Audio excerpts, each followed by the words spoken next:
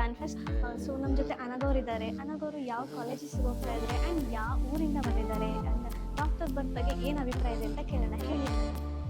ನನ್ನ ಹೆಸರು ಅನಘ. ನಾನು ಶಿವಮೊಗ್ಗದಿಂದ ಬಂದಿದ್ದೀನಿ. ಇಂಡಿಯಾದಲ್ಲಿ ನೀಟ್ ಸ್ಕೋರ್ ಸರಿಯಾಗಿದ್ದಿಲ್ಲ, ಮೆಡಿಕಲ್ ಸೀಟ್ ಕಷ್ಟ ಇತ್ತು. ಸೊ ನಾವು ಅಬ್ರಾಡ್ ಎಜುಕೇಷನ್ಗೆ ಟ್ರೈ ಮಾಡಿದೆ. ಆವಾಗ ಡಾಕ್ಟರ್ ಬರ್ತ್ ಒಳ್ಳೆ ಆಪ್ಷನ್ ಆಗಿತ್ತು. ಸೊ ಸುಬ್ರಹ್ಮಣ್ಯ ಸರ್ ತುಂಬ ಕ್ಲಿಯರಾಗಿ ಎಲ್ಲ ಯೂನಿವರ್ಸಿಟಿ ಬಗ್ಗೆ ಎಕ್ಸ್ಪ್ಲೇನ್ ಮಾಡ್ತಾರೆ. ಸ್ಟಾಫ್ ಎಲ್ಲ ತುಂಬ ಸಪೋರ್ಟಿವ್ ಆಗಿದ್ದಾರೆ ಮತ್ತು ಪ್ರಾಪರ್ ಗೈಡೆನ್ಸ್ ಕೊಡ್ತಾರೆ. ಸೊ ಇಂಟರ್ವ್ಯೂಸ್ ಎಲ್ಲ ಅಟೆಂಡ್ ಮಾಡೋಕ್ಕೆ ವೀಸಾ ಡಾಕ್ಯುಮೆಂಟೇಷನ್ ಎಲ್ಲದಕ್ಕೂ ಹೆಲ್ಪ್ ಮಾಡ್ತಾರೆ.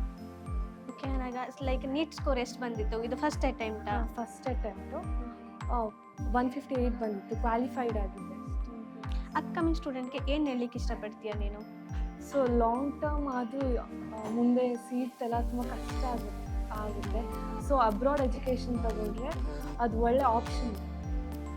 ಸೊ ಲಾಂಗ್ ಟರ್ಮ್ ತೊಗೊಳೋದು ಬೇಡ, ಸೊ ಅಬ್ರಾಡ್ಗೆ ಚಾಯ್ಸ್ ಮಾಡ್ಕೊಳ್ಳಿ ಅಂತ ಹೇಳ್ತೀಯಾ? Okay fine Anagha, thank you. And ಅನಘವ್ರ ಪೇರೆಂಟ್ ಕೂಡ ನಮ್ಮ ಜೊತೆಗಿದ್ದಾರೆ. ಸೊ ಅವ್ರನ್ನೂ ಕೂಡ ಹೇಳಿ ಮೇಡಮ್, ನಿಮಗೆ ಹೇಗೆ ಅನ್ನಿಸ್ತು?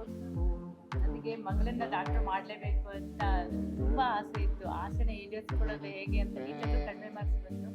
ಎಲ್ಲೋ ಒಂದು ಕಡೆ ಭಯ ಇತ್ತು, ಅದ್ರ ಜೊತೆಗೆ ತುಂಬ ಕ್ವಶನ್ಸು ಎಲ್ಲ ಇತ್ತು.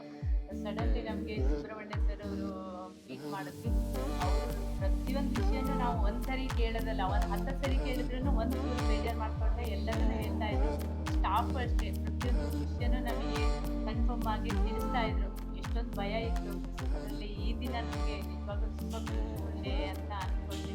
ತುಂಬ ಖುಷಿ ಆಗ್ತಿದೆ. ನಮ್ಮ ಕನಸನ್ನು ನನಸು ಮಾಡಿದ್ದಕ್ಕೆ ಅವರಿಗೆ ತುಂಬ ಧನ್ಯವಾದಗಳನ್ನು. Okay, thank you ma'am. Thank you Anagha. All the best Anagha.